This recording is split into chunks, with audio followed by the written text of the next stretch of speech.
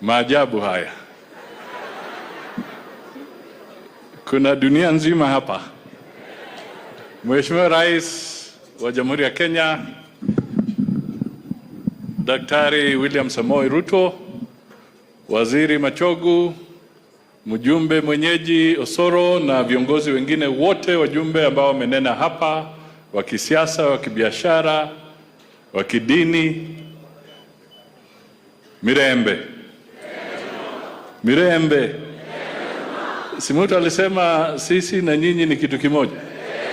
Bas. Mheshimiwa Rais, mimi sitaongea kwa muda mrefu kwa sababu hawa jamaa wangependa kukusikiza wewe. Lakini nataka tu niseme mawili matatu. Kwanza, jamii ya Wakisii inaheshimika sana. Na yule ameshika bendera kwa serikali tunamwangalia Mheshimiwa Machogu, and I want to tell the people of Kisii that we have an excellent Minister for Education.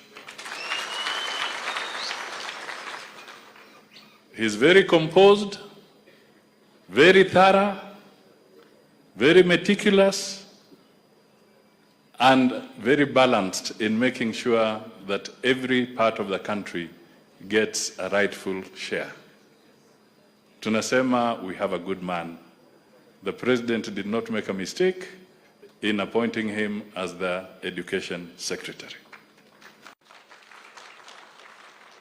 Jambo langu la pili, I want to take our young politicians a little bit on an important journey.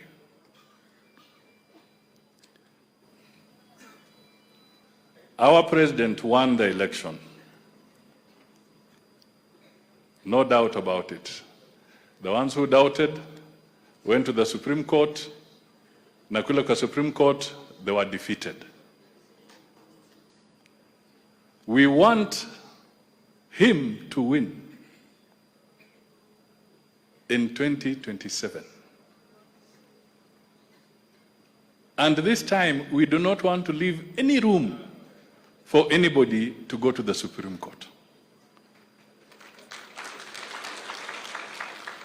Kwa hivyo, mimi nawaomba, victory is in our hands, but we must grow the support base of President Ruto.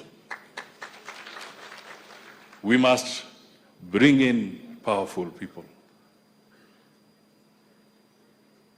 Ongwae has a following. Magara has a following. And many others here have a following. We want those votes to be in the basket of William Samoei Ruto in 2027.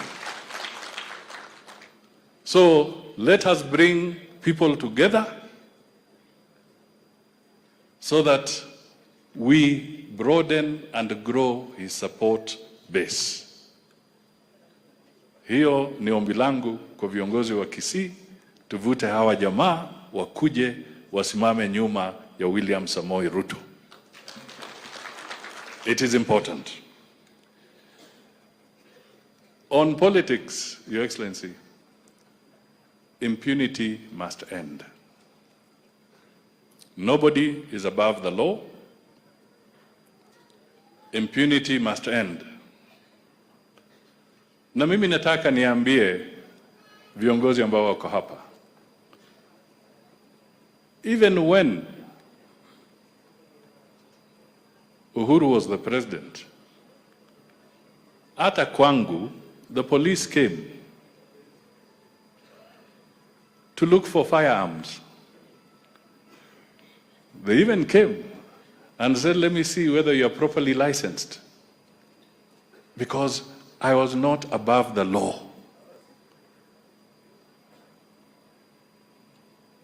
We all must respect the law. Na kile kinafanyika katika Kenya hii is because people have realized that Mheshimiwa William Ruto has put in place a plan that has now received international recognition. Ukipata kwamba IMF na World Bank na wengine wanasema we endorse this plan, it means he is on the right track for reviving the economy of this country. Sasa wale wanaona kwamba wivu umeingia. Sasa mbinu zao ni kujaribu kuleta fujo ili watoe macho na fikira za rais wa Jamhuri ya Kenya kwa mambo ya kufufua uchumi, aangalie kule kwengine. They want to distract a recovery process. We should not allow this to take root. Uhuru na serikali yake waliwacha madeni makubwa sana. Hawakuwacha nafasi ya mikopo nyingi kule nje. Unachochea watu wanaenda kotini wapi ati wafunge resources za serikali. Ladies and gentlemen, ukifunga resource ya serikali, sasa appropriation bill itakuwa namna gani? Baadaye unataka mshahara itoke wapi? Baadaye unataka pesa za kujenga barabara zitoke wapi? Baadaye unataka mshahara wa security agencies zitoke wapi? Kwa hivyo hawa jamaa, their time is past and everybody must follow the law, and we have a responsibility to grow the economy, all of us, including those who are part of putting us in the mess. The President of Kenya is William Samoei Ruto. He has the mandate of the people of Kenya, and nobody is above the law. Nobody. And impunity must end. And the person to lead us to the end of impunity is none other than William Samoei Ruto. We stand firmly with him, we work with him so that nobody thinks that they can move in any part of this country, destroy people's properties, maim other children, disrupt trade between Kenya, which is an artery for trade in the East African community. You try to block it. What do you want to achieve? What is your grudge with Uganda? What is your grudge with Tanzania? So that you are blocking the artery that is feeding those people in business. What is your grudge with DRC Congo? These are the messages and these are the things we need to ask our people and say it is not possible that we can grow our country through impunity. When you lose an election, go home. Wait for the next round and sell your agenda at that time. But don't make it look like that we owe it to you.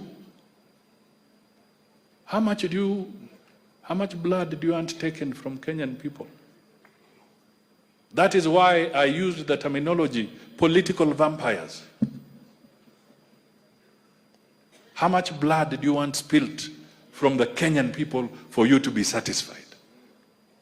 It is time for all of us from every village, from here Itago to Mululu to Kapenguria, to say no. Enough is enough. Ndugu na dada, tusimame.